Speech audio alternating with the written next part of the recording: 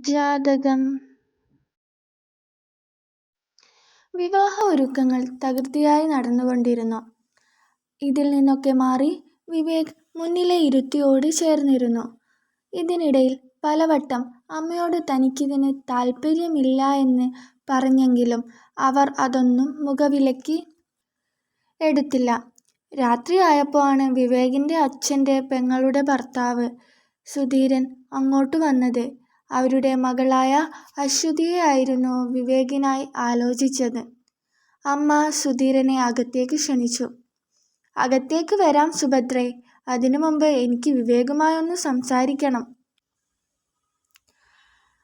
സുധീരൻ വാതിൽക്കൽ നിന്ന് വിവേകിനെ നോക്കിക്കൊണ്ട് പറഞ്ഞു. "എന്താ എന്നോട് സംസാരിക്കാനുള്ളേ?" വിവേക് ചോദിച്ചു. "നീ ഇപ്പോഴും എൻ്റെ മകളുമായുള്ള കല്യാണത്തെക്കുറിച്ചോർക്കാതെ ആ തേവിടിശ്ശിയെയും ഓർത്തിരിക്കുകയാണോ? ഉളുപ്പുണ്ടോ നിനക്ക്?" വാക്കുകളിൽ പുച്ഛം കലർത്തിക്കൊണ്ട് സുധീരൻ ചോദിച്ചു. "സൂക്ഷിച്ചു സംസാരിക്കണം, ഇല്ലേൽ കൂടുതലാണെന്നൊന്നും ഞാൻ നോക്കില്ല, പറഞ്ഞേക്കാം." കത്തുന്ന കണ്ണുകളോടെ വിവേക് പറഞ്ഞു. "ഓ, അവളെ പറഞ്ഞപ്പോൾ നിനക്ക് പിടിച്ചില്ല അല്ലേ?" "അല്ല, ഞാനിപ്പോൾ പറഞ്ഞതിൽ എന്താ തെറ്റ്? അവളൊരു തേവിടിശ്ശി തന്നെയാ.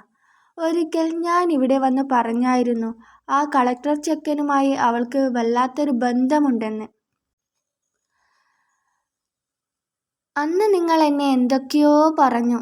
ഇപ്പം മോനൊന്ന് പടിപ്പുര വീട്ടിൽ ചെന്ന് നോക്ക്.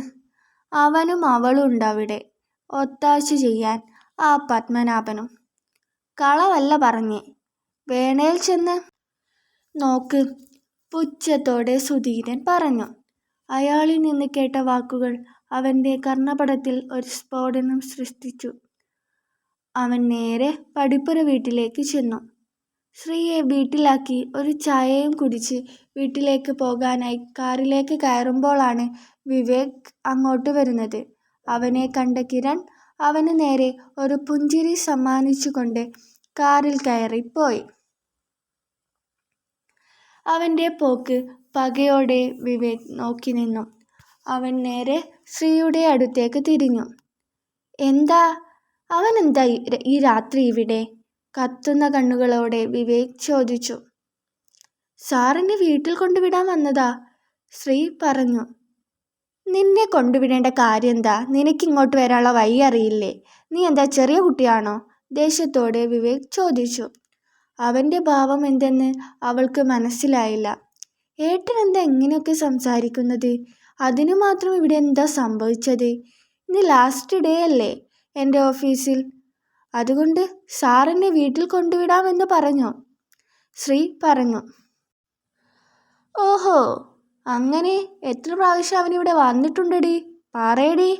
അവളുടെ കാരണത്തൊന്ന് പൊട്ടിച്ചുകൊണ്ട് അവൻ ചോദിച്ചു. അവളൊന്ന് ഞെട്ടി വിറച്ചുപോയി. അവന്റെ കരസ്പർശം പതിഞ്ഞ മുഖത്ത് അവൾ കൈവച്ച് നിറകണ്ണോടെ അവനെ നോക്കി. "അമ്മാവൻ പറഞ്ഞിരുന്നു നിന്റെയും മറ്റവന്റെയും കളികളെക്കുറിച്ച് ആദ്യമേ. പക്ഷെ ഞാൻ വിശ്വസിച്ചില്ല. അത്രയ്ക്കിഷ്ടായിരുന്നു എനിക്ക് നിന്നെ. പക്ഷേ ആ വിശ്വാസം നീ മുതലെടുത്തു. രണ്ടും കൂടെ, ഛേ, പറയാൻ തന്നെ അറപ്പ് തോന്നുന്നു. എങ്ങനെ കഴിഞ്ഞു നിനക്കിതിന്? ഞാൻ നിന്നെ സ്നേഹിച്ചത് സത്യമായിട്ടല്ലേ? നീ കല്യാണത്തിന് മുടക്ക് പറഞ്ഞപ്പോഴേ ഞാൻ ഓർക്കണമായിരുന്നു എൻ്റെ അമ്മയാണ് ശരിയെന്ന്. വേണ്ട, നിന്റെ വൃത്തികെട്ട സ്നേഹം എനിക്ക്. നിന്നെപ്പോലൊരു തേവിടിശ്ശിയെ കാണുന്നത് പോലും എനിക്ക് അറപ്പാണിപ്പം. ഇന്ന് ഇവിടെ അവസാനിക്കുന്നു നീയും ഞാനുമായുള്ള ബന്ധം." വെറുപ്പോടെ മുഖം തിരിച്ച് അവൻ നടന്നു നീങ്ങി. മുറിവേറ്റ ഹൃദയവുമായി അവൾ നിലത്തിരുന്നു. മുറിവേറ്റു, അവളുടെ പ്രണയത്തിന് മുറിവേറ്റു. ഒരിക്കലും ഉണങ്ങാത്ത വലിയ മുറിവ്.